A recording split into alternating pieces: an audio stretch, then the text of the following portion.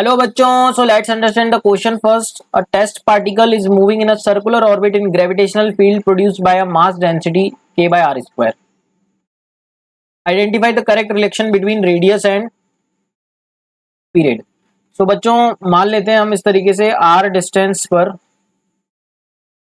Centre से particle orbit में घूम रहा है इस तरीके से, और यहाँ पर डेंसिटी का वेरिएशन दे रखा है बच्चों k बाय आर स्क्वायर, मतलब मास डेंसिटी मतलब मास पर यूनिट वॉल्यूम का वेरिएशन दे रखा है k अपॉन आर स्क्वायर। तो हमसे पूछा है कि अगर इसका टाइम पीरियड t है, ये जो टेस्ट पार्टिकल मूव कर रहा है इसका रोटेशन का टाइम पीरियड t है, तो relation between t and r। तो बच्चों अगर हम बात करें v, तो v क्या लिख सकते हैं हम, अगर इसकी स्पीड v है तो v को हम क्या लिख सकते हैं 2 पाई r अपॉन टी, इस तरीके से हम लिख सकते हैं बच्चों। और हाँ, इस तरीके से हम लिख सकते हैं। अब यहाँ पर बच्चों हमको दे रखा है density mass per unit volume, mass density दे रखी है, that is k by R square. तो बच्चों इतने पार्ट में कितना मास होगा ये निकाल लेते हैं। तो इतने पार्ट में कितना मास होगा, इसके लिए क्या करें बच्चों, हम अगर हम मास निकालना चाहें तो मास को हम कैसे लिख सकते हैं, density mass per unit volume into इतने पार्ट का वॉल्यूम। मतलब यहाँ पे हम बोले अगर वॉल्यूम कैसे लेंगे इसका 4 pi R square into D R, तरीके से लिख सकते हैं हम 4 pi R square into D R. तो बेसिकली मैंने क्या किया बच्चों, आर डिस्टेंस पे जाके इस तरीके से हमने माना कि डी आर थिकनेस की एक एलिमेंटल बॉडी मानी हमने, उसके लिए हमने मास डीएम लिखा। टोटल मास तो हमको इंटीग्रेट करके निकालना पड़ेगा 0 टू आर।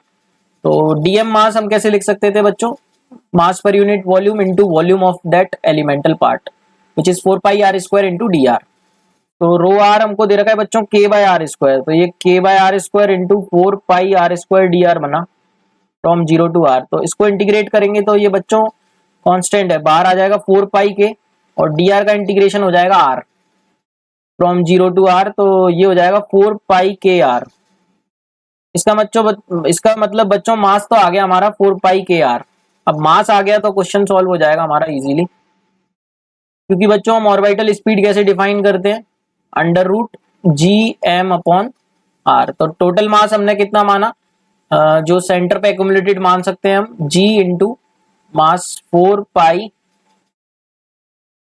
के आर, 4 पाई के आर, 4 पाई के आर अपॉन आर। तो ये आर से आर कट जाएगा बच्चों, देख सकते हैं हम g इंटू 4 पाई के, ये तो कांस्टेंट है बच्चों। तो और वेलोसिटी को इन टर्म्स ऑफ हमने टाइम यहाँ पे लिखा 2 पाई आर अपॉन टी भी लिखा, वेलोसिटी को हमने 2 पाई आर अपॉन टी के इक्वल लिखा। तो हम देख सकते हैं ये कांस्टेंट के इक्वल आ रही है, इसको के ले लेते हैं बच्चों। तो हम देख सकते हैं यहाँ से आर बाई टी कॉन्स्टेंट आ रहा है बच्चों, या इसको नया कांस्टेंट ले लो सी, 2 पाई उधर चला जाएगा, तो आर बाई टी कॉन्स्टेंट आना चाहिए बच्चों, या टी बाई आर कॉन्स्टेंट आना चाहिए, उल्टा भी सही है, कांस्टेंट का उल्टा भी कांस्टेंट ही होगा, तो टी बाई आर को भी कांस्टेंट बोल सकते हैं सी डैश। तो टी बाई आर कांस्टेंट होगा बच्चों। ऑप्शन चेक कर लेते हैं, ऑप्शन 4 बिल्कुल सही है यहाँ पे। I hope you got the answer, thank you so much and all the very best.